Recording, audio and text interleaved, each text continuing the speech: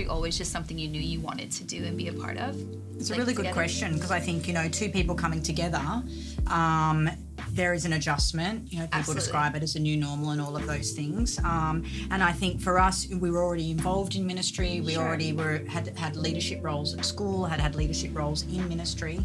And I think one thing that has characterised our ministry, and I know compared to many people that we respect and admire, we're not that far into the journey, but we've always tried to figure out what's best for us. Right. Because there are lots of models and there are lots of ways of doing things, and we've always said, well, what's the best for us and what's each of our best contributions right now? Because the answer to that question is going to be different if you decide to have children. The answer to that question is going to be different if there's a tragedy, if something goes on, if who knows what's going to happen. So early on, I can remember when Rowan was the youth pastor at our church, and I was still studying to be a teacher, and I just had this revelation, and it was actually Rose said something to me, because he was a youth pastor and all of our models were, if you're married, then you are in ministry together, kind of doing the same thing. Right. Which is an incredible model. Totally. And it has to be the right model for you. And I can remember Rose saying to me,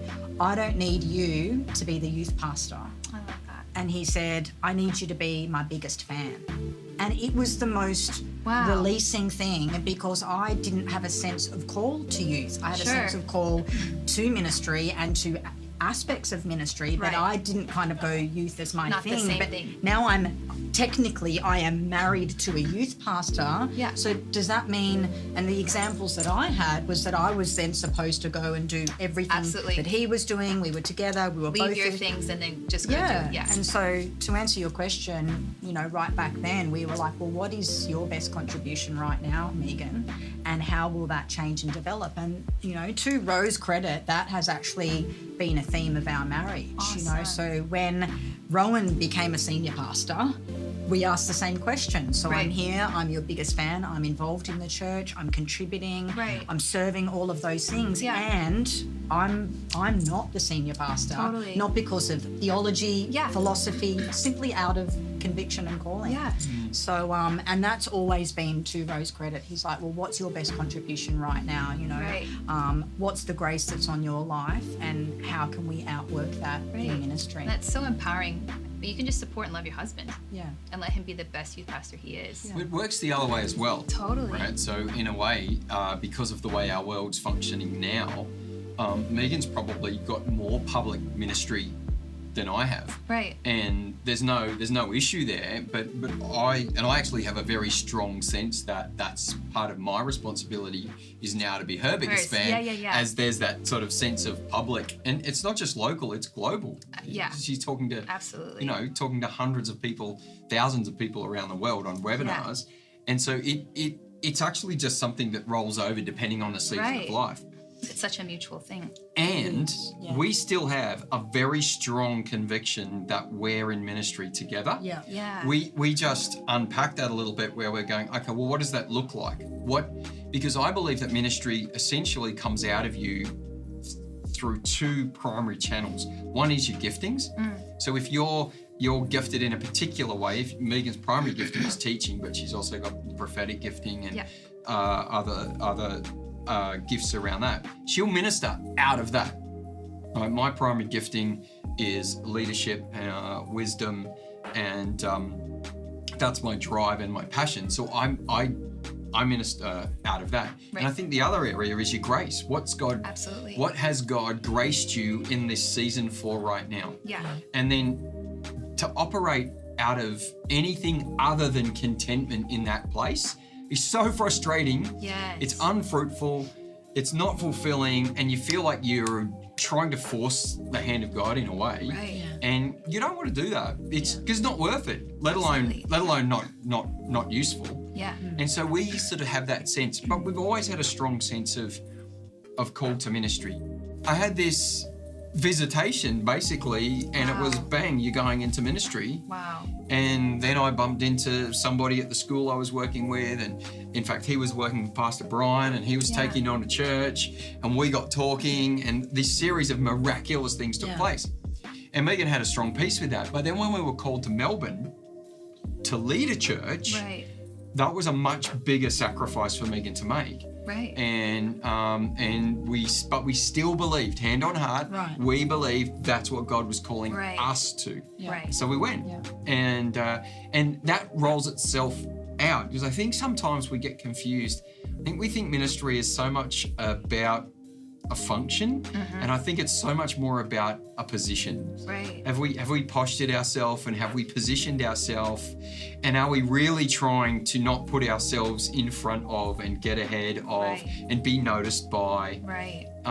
Because in the end, we're a body, and every part of the body's got to play its part, or something's Yes. not right. That's right. Something's missing. Whether we see it or we don't see it, it matters, and that's a really important part of ministry. Absolutely. The best gift you can make to the world is to bring who you truly are. Awesome. And that will change and develop over time. It will. But the best contribution that you can make to the planet is to bring who you are to the planet. Completely. Love that. So good. Yeah, that's Rowan? great. I think when you think about from one generation to the next, I think the first thing we've got to figure out is in what context are we bringing them up. For Yeah. example, we have 2 small children, and they are quite different, but they've both got these really beautiful, unique parts about them. Yeah. And our responsibility as a parent is to raise up their uniqueness and help them understand they've got a contribution to make to the Right. world. But I think that principle is true for everyone you meet. Yes. And so every chance I get, I think from one generation to the next, is how do I actually help you be raised up just one extra level? Right. And I think little things like telling someone what you see they're good at. Yeah. I think giving them an opportunity to participate in Yes. ministry. I got given a ministry opportunity as a 17-year-old, and I still remember it to this day because someone entrusted me with Right. with leadership, and I didn't even know I had a Totally. leadership passion. I think space to grow and change and wrestle with the Yes. significant things, but in the middle of that, I'd actually have a warning, that the little fox's warning. You're keeping your Very heart good. sweet, Yes. remembering that you will go no further than the formation of your soul. Wow. No further.